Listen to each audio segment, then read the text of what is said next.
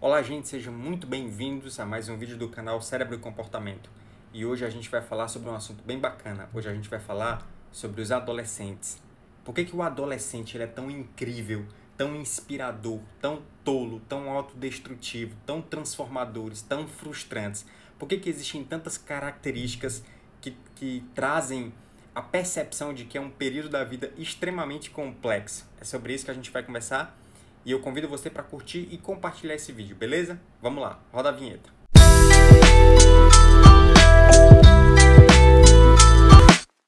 Gente, a adolescência é o período de maior chance de o adolescente matar alguém ou ser morto. É o período de maior chance dele sair de casa para sempre, dele inventar uma nova arte, dele quebrar o pescoço em um esporte, dele transformar a tecnologia, a química, a física, a matemática, dele trazer inovações tecnológicas disruptivas para o mercado. A gente já viu isso acontecendo inúmeras vezes, inclusive a era das redes sociais, isso foi criada por uma pessoa extremamente jovem exatamente nesse período, e também de se tornar um viciado. Então, ao mesmo tempo, existe uma propensão gigantesca de trazer grandes transformações e, ao mesmo tempo, grandes destruições. E por que isso acontece?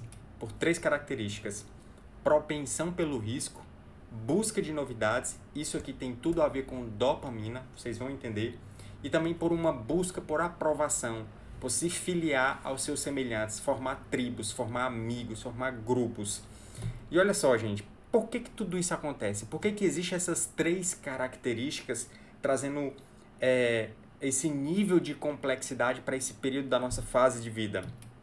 Simples, não tem como a gente compreender se a gente não mergulhar no funcionamento do cérebro do adolescente. E para isso, gente, a gente precisa ter a seguinte percepção. A percepção de que o cérebro do adolescente, ele não é um cérebro de um adulto que está mal cozido. O cérebro do adolescente, ele não é um cérebro de uma criança que foi deixada fora da geladeira. Eu gosto muito dessas analogias que é do Sapolsky. E isso traz a nossa percepção de que o cérebro, ele não evolui em um contínuo. O cérebro ele não é semelhante, por exemplo, trazendo uma analogia bem simples. Ele não é como se fosse um osso que vai crescendo. Na verdade, o cérebro ele é constituído de várias sub-regiões e, de acordo com a complexidade dessa sub-região, esse amadurecimento ele vai acontecendo. Mas eu não estou entendendo nada. Como assim? Vou explicar melhor. Aos 2 anos de idade, 85% do cérebro ele já adquiriu o tamanho e o volume de um adulto. Ou seja, uma criança de 2 anos ela já tem o cérebro de um tamanho, quase de um tamanho de um adulto. Só basta 15% de ganho de volume para ele ficar exatamente do tamanho de um cérebro adulto. E por que é tão diferente? É exatamente isso que a gente vai compreender aqui hoje. As regiões elas vão amadurecendo de uma maneira diferente. E a última região do cérebro a ser amadurecida é a região mais importante. É a região que tem mais relação com a personalidade, com o eu, com a autocontrole, controle de impulsos, controle das emoções, funções executivas. Ou seja, é essa região do cérebro que fica atrás da testa que a gente chama de lobo pré-frontal. E existem aqui duas implicações para isso. A primeira implicação é que nenhuma parte do cérebro adulto ela é mais moldada pela adolescência do que o córtex pré-frontal, que é a região mais importante do cérebro do ponto de vista de sucesso, de percepção de eu. E nada dessa fase, nada da fase da adolescência, ela pode ser compreendida fora do contexto de um pré-frontal imaturo. Ou seja, gente, se o pré-frontal, que é essa região mais importante do cérebro, que está atrás da testa, ela está imatura, uma pessoa desavisada, ela poderia pensar assim, né? E seria o senso comum. Ah, então beleza. Se o cérebro ele está imaturo no início da adolescência, né, até o final da adolescência, então é porque ele vai ganhando mais neurônios, é porque ele vai ganhando mais sinapses, ele vai ganhando mais conexões entre os neurônios, formando sinapses, formando circuitos, ganhando ramificações de dendritos, não é isso? Nada disso, gente. Tá absolutamente errado. Na verdade, o que acontece ele é o contrário. E olha que interessante. Quando o adolescente ele entra nessa fase, quando a criança, né, ela entra na fase da adolescência, existe, na verdade, uma redução de sinapses, uma redução de neurônios, uma redução de ramificações dendríticas.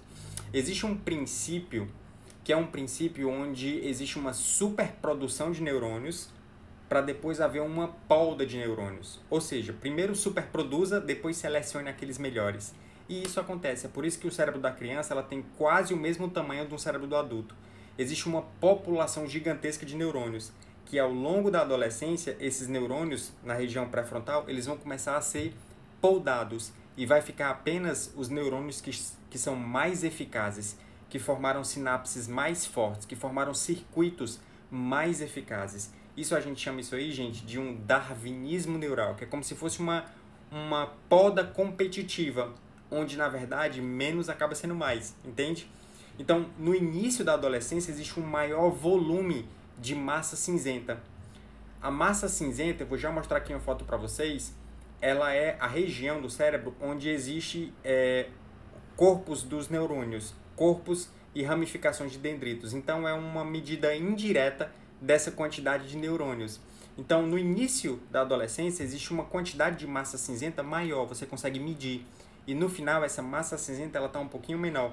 Ou seja, existe uma poda neural, existe um ganho maior de eficácia. E olha só, o cérebro ele é uma questão de circuitos, ele é uma questão de conectividade entre as diversas regiões. O cérebro ele não é um todo, olha, ele não é um todo uniforme. Na verdade, existem várias sub-regiões. Imagina como se fosse um país onde existem vários estados. E cada estado desse aqui, ele tanto tem uma certa independência, quanto ele também é completamente interdependente em relação às outras regiões. Então, o que acontece, gente, é que essas regiões elas precisam se comunicar. E olha só, quem traz uma velocidade de comunicação, quem faz essa comunicação ser extremamente eficiente, é uma coisinha chamada de mielina. E esse é outro motivo, é outra coisa que faz com que o cérebro dos adolescentes eles tenham uma peculiaridade. É que a mielina, no início da adolescência, ela começa a ser formada.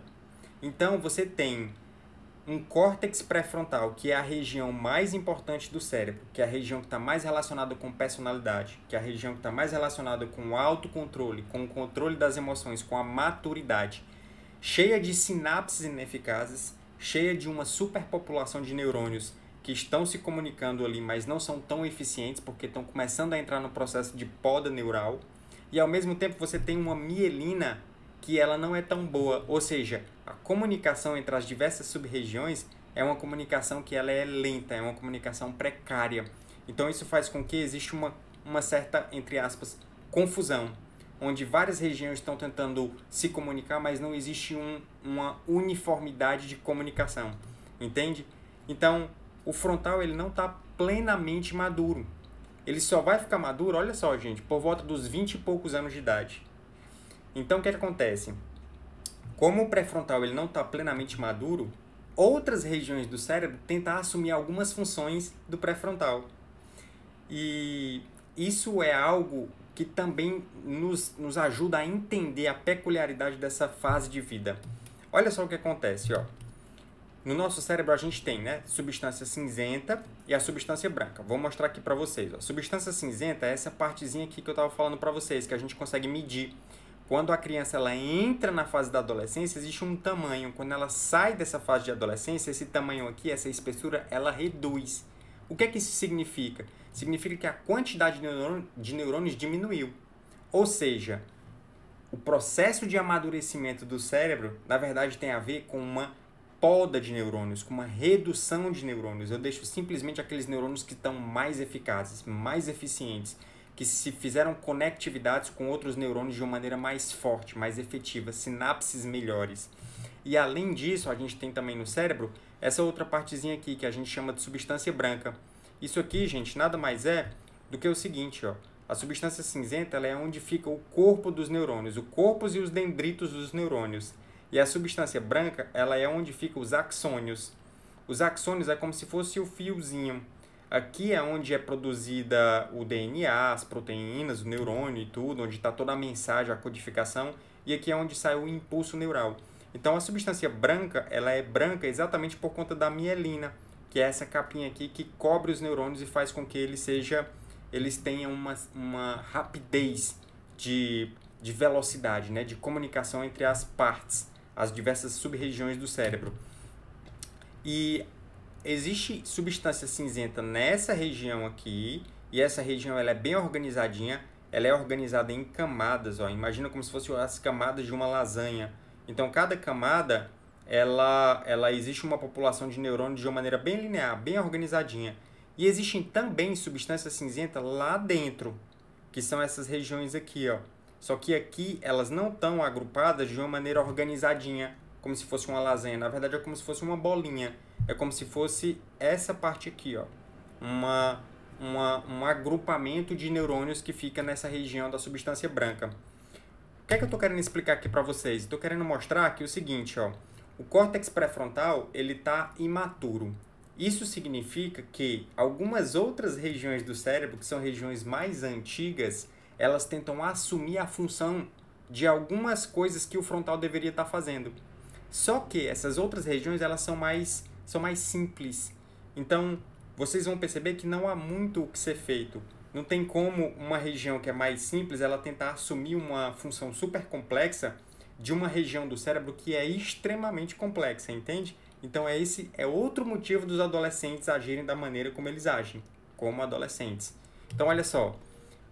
Essas regiões aqui mais profundas do nosso cérebro, né, que são exatamente as substâncias cinzentas, elas estão na parte mais profunda do cérebro.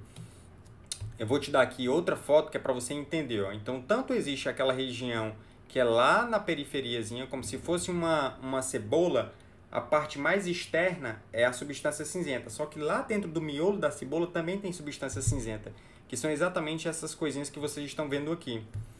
Que são exatamente isso aqui, ó. Tô dando um zoom para vocês perceberem a maneira como essas substâncias aqui, elas estão distribuídas, perfeito? E para vocês entenderem isso, vocês precisam ter a percepção de que a maneira como o nosso cérebro ele foi evoluindo, ele não evoluiu como um projeto unificado, prontinho. Tipo assim, não foi algo que está absolutamente prontinho, todo unificado. Na verdade, quando a gente compara com outros animais, a gente vê que existe como se fossem uns puxadinhos. É como se o cérebro ele foi evoluindo em sub-regiões e essas regiões elas foram se agrupando a regiões mais antigas que já existiam. Olha só aqui uma analogia que eu vou fazer. Imagina uma comunidade no Morro do Rio de Janeiro, por exemplo.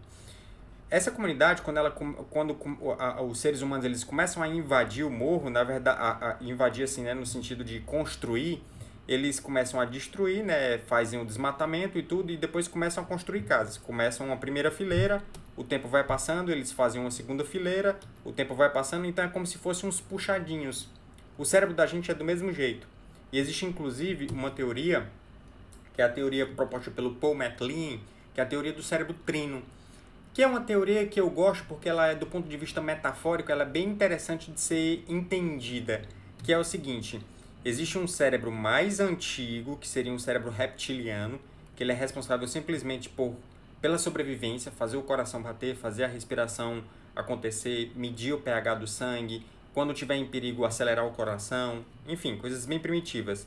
Depois veio o cérebro límbico, ou seja, já é um puxadinho, né? Já colocou um em cima do outro, que aqui é onde começa a ter as emoções. E por último vem o neocórtex, que é a região mais evoluída do nosso cérebro. E existe ainda uma outra região mais evoluída ainda, que é exatamente a região que fica atrás da testa, que é o nosso lobo pré-frontal. E esse lobo pré-frontal, gente, ele também tem sub-regiões. É como se ele também tivesse alguns puxadinhos. Então existe, eu vou dividir aqui em dois, tá? Dá para dividir em bem mais. Mas a gente pode dividir em duas sub-regiões. Existe um córtex dorsolateral, que é essa partezinha aqui mais externa, que é a parte mais evoluída, mais importante do cérebro, entre aspas. Todas são importantes, né? Mas é a mais importante do ponto de vista do sucesso. E existe outra um pouquinho mais abaixo, que fica embaixo dos olhos, na verdade assim, em cima dos olhos, essa parte aqui. E existe outra que fica aqui abaixo, em cima dos olhos, que é essa partezinha aqui, ó, que a gente chama de córtex ventromedial, que ela faz isso aqui. Então, essas sub-regiões, elas também têm níveis de complexidade diferentes. O córtex dorsolateral, ele é mais complexo, e o ventromedial é menos complexo. Então, vocês já podem concluir o seguinte, que o dorsolateral, ele é um córtex que demora mais tempo para evoluir. para amadurecer no adolescente. E o ventromedial acaba amadurecendo primeiro. Lembra daquilo que eu falei? De acordo com a linha do tempo, comecei a adolescência, 11 anos, 12 anos, até eu fazer os meus 20 e poucos anos, as sub-regiões do cérebro elas vão evoluindo de acordo com o nível de complexidade. Quanto mais complexa, mais ela vai demorar para começar o processo de poda neural. Ou seja, mais tempo ela vai demorar para começar a amadurecer. E olha que interessante. Existe um estudo que eles pegaram e eles começaram a medir o tamanho da substância cinzenta e começaram a medir o QI das crianças quando elas estavam entrando na adolescência. E foram fazendo isso sequencialmente, ao longo de vários anos, várias vezes.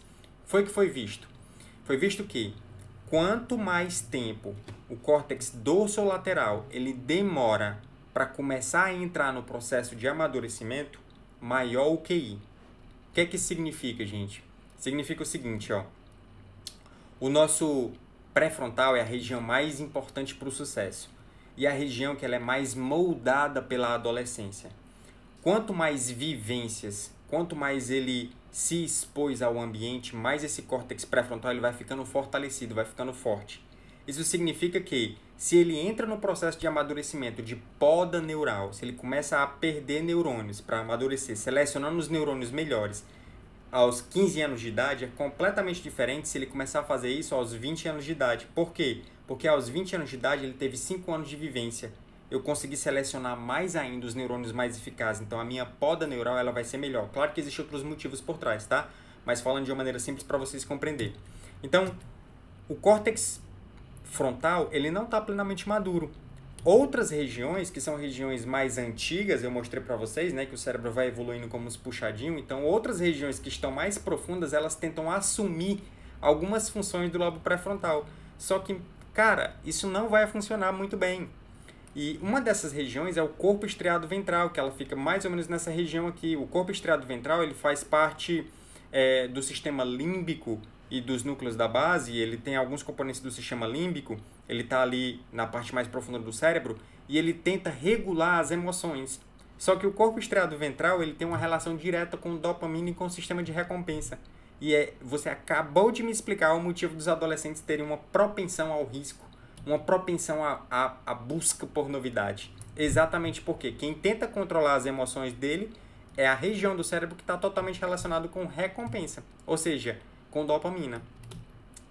E além disso, existe um quarto motivo. O cérebro dos adolescentes eles estão embebidos em hormônios gonadais. Os hormônios, eles são estruturas que eles alteram a função do nosso cérebro. Eles tanto alteram o funcionamento do neurônio quanto a quantidade de receptores, a quantidade de neurotransmissores, então eles modificam o funcionamento. E existem na mulher progesterona e estrogênio e nos homens testosterona. Então, na adolescência, olha só, o sistema límbico deles, que é o sistema da parte emocional, que é aquele segundo puxadinho do cérebro, está a todo vapor. O sistema autonômico está a todo vapor. O endocrinológico está a todo vapor. Enquanto isso, o córtex pré-frontal, que é essa região atrás da testa, que é a região responsável pelo nosso autocontrole, é a região que está relacionada com a maturidade, ela ainda está conferindo o manual de instrução. Você acabou de me explicar o adolescente, Márcio. Você acabou de me mostrar o que o adolescente eles são, o que eles são. Então, além disso, o frontal do adolescente, o córtex pré-frontal, ele se vê com sinapses que estão totalmente irrelevantes, porque ainda está passando pelo processo de poda neural. A comunicação entre as diversas sub-regiões está completamente ineficaz, porque a mielina é uma mielina que está começando a se formar. Você tem um cérebro que o corpo estriado ventral, que são regiões mais antigas do cérebro, está tentando assumir a função de regiões que são extremamente complexas, como o lobo pré-frontal. O corpo estriado ventral ele tenta ajudar, só que na verdade ele tenta ajudar e ele ainda vem com o sistema de recompensa do lado, ou seja, ele tenta ajudar em algumas coisas relacionadas com autocontrole emocional e ao mesmo tempo traz características relacionadas com busca de risco, relacionado também com propensão à busca por novidades, enfim. E além disso, existe a inundação de hormônios gonadais, fazendo com que toda a estrutura do cérebro, todo o funcionamento, ele seja completamente peculiar. Então, gente, é isso. Eu espero que vocês tenham gostado. Existem essas 4 características, vamos revisar aqui. Sinapses ineficazes, nós temos uma mielina, que não é muito boa, então a comunicação entre os neurônios não está sendo tão eficiente. Terceira característica seria o corpo estriado ventral, ele tenta ajudar, ele tenta assumir a função do lobo pré-frontal, só que não tem muito que um jogador reserva faça no final de campeonato. E por último, a gente tem vários hormônios gonadais, deixando o cérebro funcionando de uma maneira muito peculiar. Espero que tenham gostado. Clique para curtir e se inscrever no canal, isso me ajuda bastante, tá bom? Vamos lá, forte abraço!